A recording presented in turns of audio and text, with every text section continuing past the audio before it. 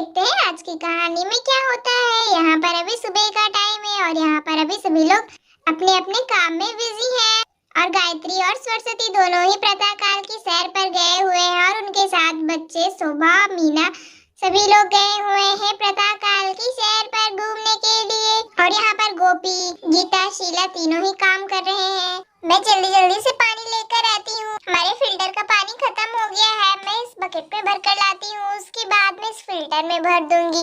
मैं हैंडपंप के पास चलती हूँ, वहीं से मैं पानी ले लूंगी इसमें।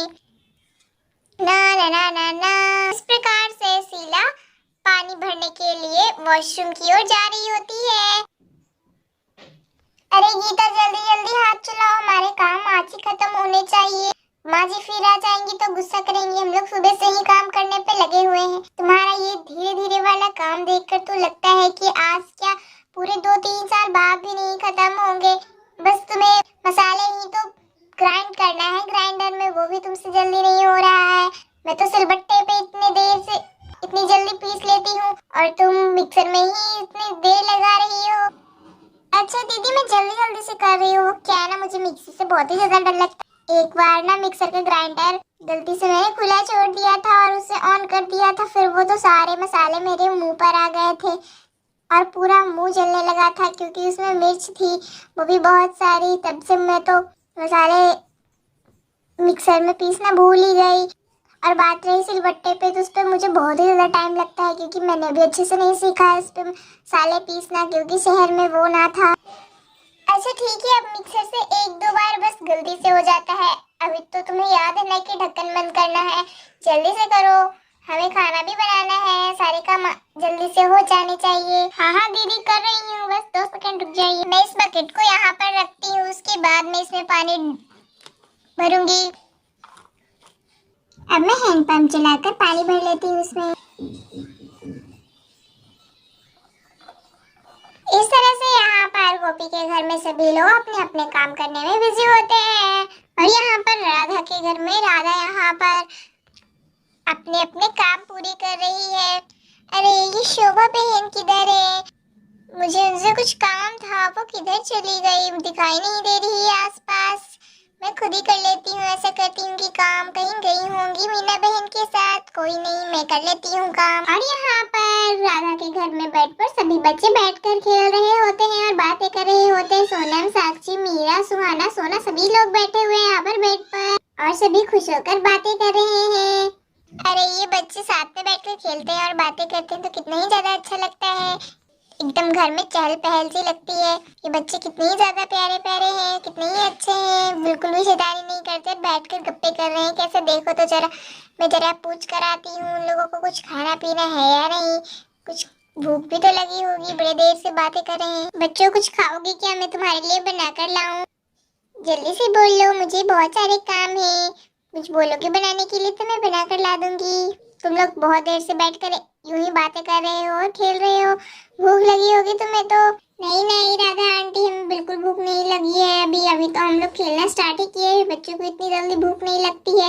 हाँ हाँ राधा आंटी सही बोला साक्षी ने, हमें इतनी जल्दी भूख नहीं लग रही है। अब हम लोग और भी खेलेंगे, उसके बाद सोचेंगे खाने का। तो अरे नहीं राधा आंटी, मुझे भूख लगी है, मुझे खाना दीजिए आप लाकर, मुझे तो बहुत जोरों की भूख लगी है।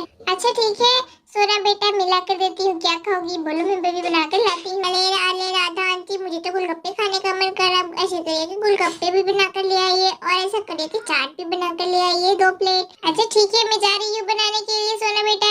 अरे राधा आंटी रुकिए, तो अभी मैंने सिर्फ 2 ही चीजों की लिस्ट बताई है, अभी और खानी है मुझे आइसक्रीम भी खानी है। आप ऐसा करिए आइसक्रीम वगैरह भी बना कर ले आइए, पिज्जा भी बना कर ले आइए, बर्गर भी।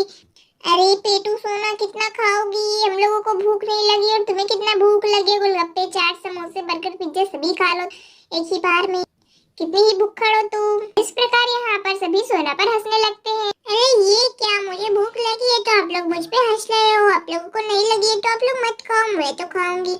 अगर आप लोग नहीं खा रहे हो तो मैं भी नहीं खाती हूँ, वरना आप लोग ऐसे ही मेरा मजाक उड़ाते रहोगे। मैं नहीं खाऊंगी राधा आंटी, अब रहने दीजिए, जब सब खाएंगे तभी मैं कुछ खा लूंगी इन लोगों के साथ ही, वरना ये लोग ऐसे ही मजाक करते रहेंगे, खुद भी नहीं खाते और मुझे भी नहीं खाने देते। अरे कोई नहीं सोना बेटा, तुम्हें जब भूख लगे तब बोल देना। अच्छा ठीक है, मैं जा रही हूँ, अभी मेरे पास बहुत सारे काम बचे हुए हैं, सभी पूरा कर कर आती हूँ, फिर तुम्हारे डिमांड भी पूरा कर दूंगी जो जो खाने के हैं। वैसे खाना तो मैं बहुत ही ज्यादा अच्छा बनाती हूँ, बच्चे तो उंगलियों तक चाटते रह जाते हैं। कोई नहीं, एक दिन मैं सोना के कहे हुए सारी चीजें बनाकर रखूंगी। खैर अभी मैं अपने सारे काम कर लेती हूँ। चलो गीता, अब हमारे सारे काम हो गए पूरे, अब चलते हैं किचन से बाहर। माजी भी अभी तक नहीं आई है, सर पर से न जाने कब आएंगे, और बच्चे भी नहीं आए हैं। क्या बच्चे नहीं आए हैं? बच्चे इतनी देर तक कहाँ घूम रहे होंगे? बच्चे भी तो प्रातःकाल की सैर पर गए हुए हैं शीला बहन, इसलिए मैं बोल रही थी। अरे नहीं नहीं भाभी, बच्चे कहीं प्रातःकाल की सैर पर नहीं गए, वो तो राधा भाभी के घर पे बैठकर खेल रहे हैं और बातें कर रहे हैं। मैं जब अभी दरवाजे से बाहर गई थी तो उनके हंसने और बोलने की आवाजें आ रही थी, और वैसे भी मीरा बुलाने आई थी उन लोगों को और वो लोग चले गए।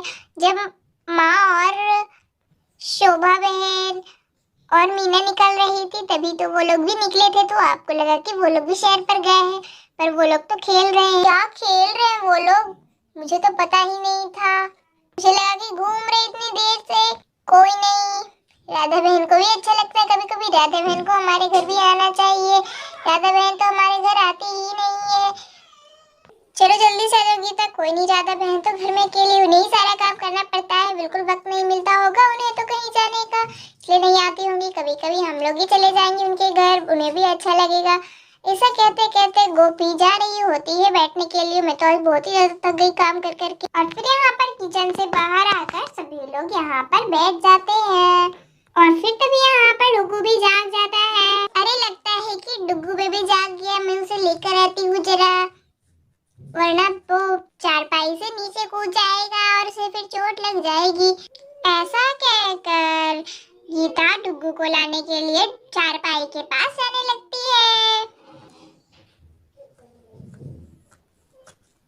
आ जाओ मेरे प्यारे डुगू, जाग गए मेरे प्यारे राजकुमार, आ जाओ मम्मा के पास। और फिर यहाँ पर गीता डुगू को लेकर फिर से यहाँ पर बैठने के लिए जाने लगती है, और फिर यहाँ पर फिर से गीता आकर बैठ जाती है डुगू को गोद में लेकर, और फिर डुगू यहाँ पर आकर खुश हो जाता है और बोलने लगता है, मम्मा तुम किधर होती, मैं तुमको खोज रहा था।